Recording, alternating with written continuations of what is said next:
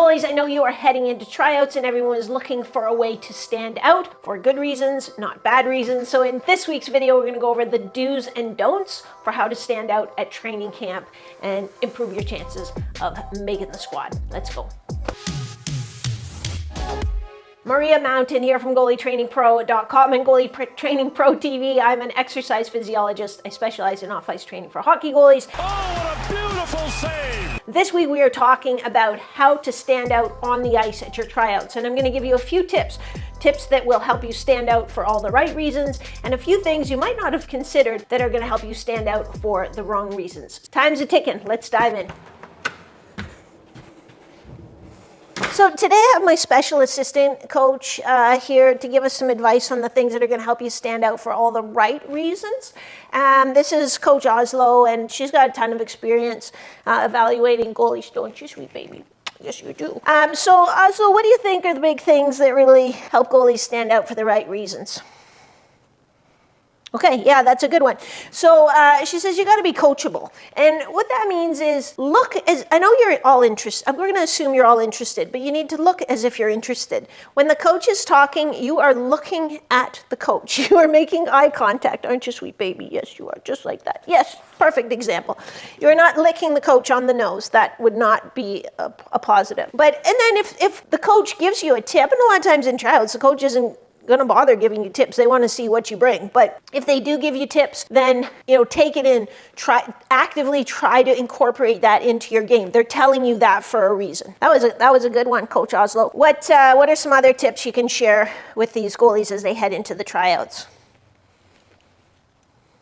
She says you need to be polite, and you need to be polite to everyone. And so this sounds kind of funny because basically it's like, be a good person, which kind of we should be doing whether we're at tryouts or not. But it makes a huge difference if you come in the morning and you say, good morning, coach, or you say good morning to the mom or dad who's checking in, people who's registering, anybody you encounter, the people at the rink. It goes a long way when you show that you're polite and you have manners, doesn't it? I'm not sure it's good manners to lick your legs in public, but I could be wrong. That means at the end of the day too. So at the end of the day, thank you, coach. Thank you, Mrs. or Mr. So-and-so. I'll see you tomorrow. Just making a positive impression coming in, making a positive impression heading out.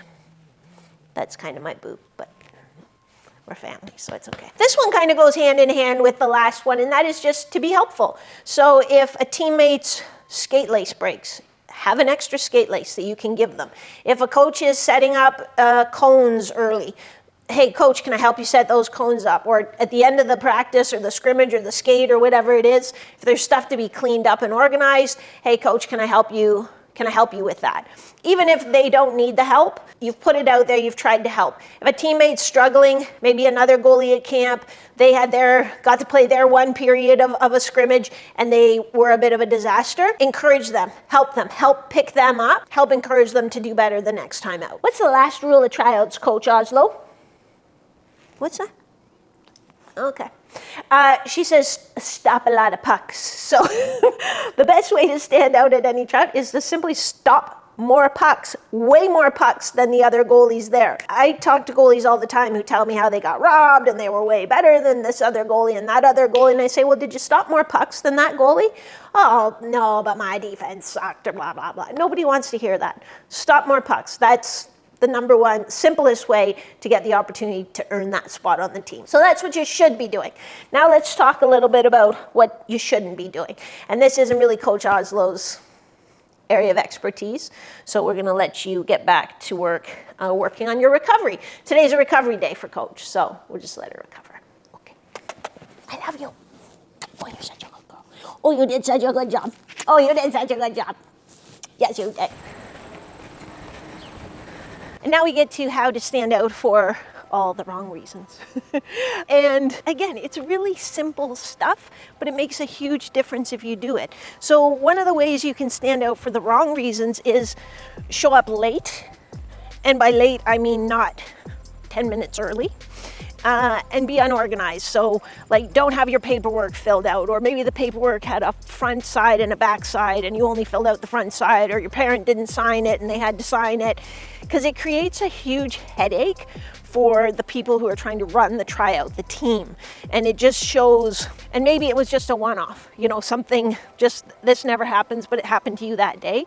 But it puts the idea in the heads of the people in the organization that, okay, this goalie is going to be a bit of a pain in the bum to deal with. And if there's another goalie who's pretty much as good at stopping pucks as you are, they're going to pick that goalie if they just make it easy. Everybody wants their life to be easier, not harder. So make it easy for them.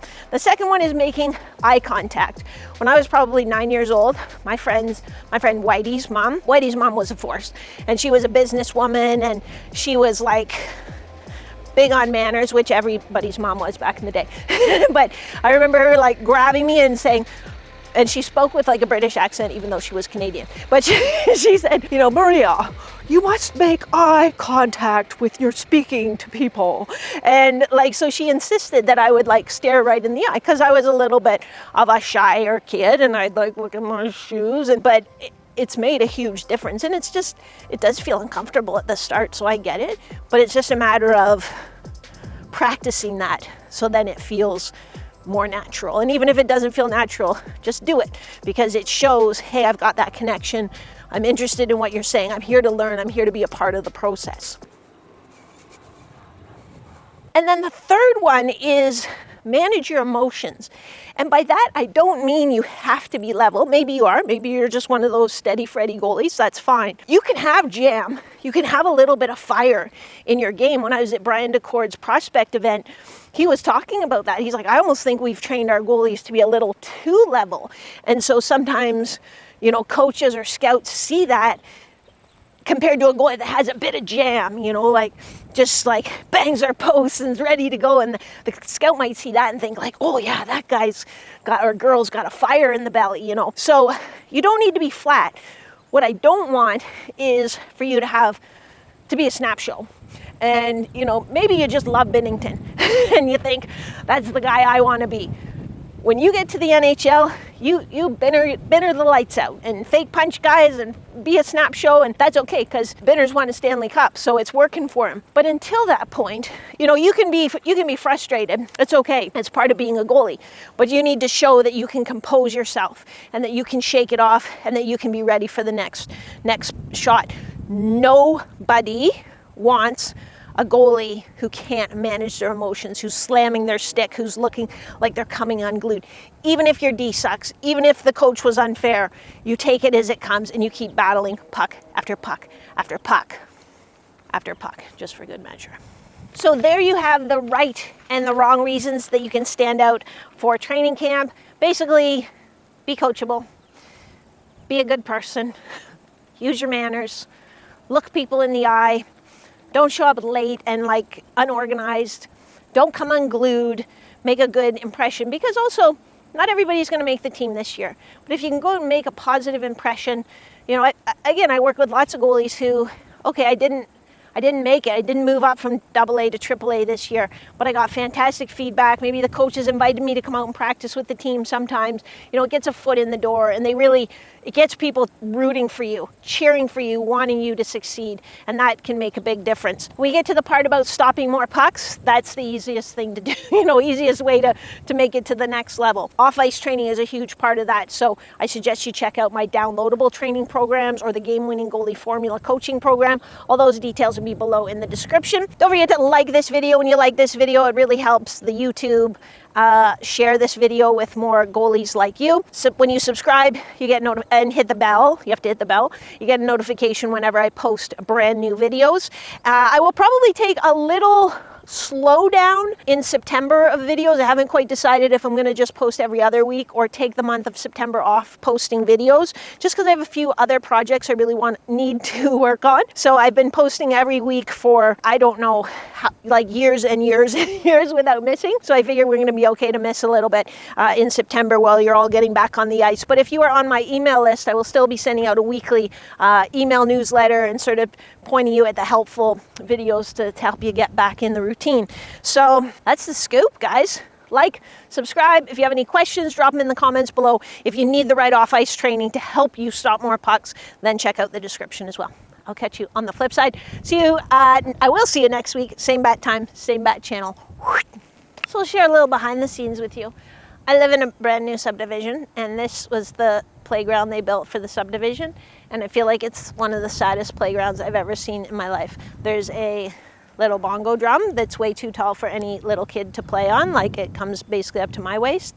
There is a blue seat thing that you literally that you're just supposed to sit and spin on it.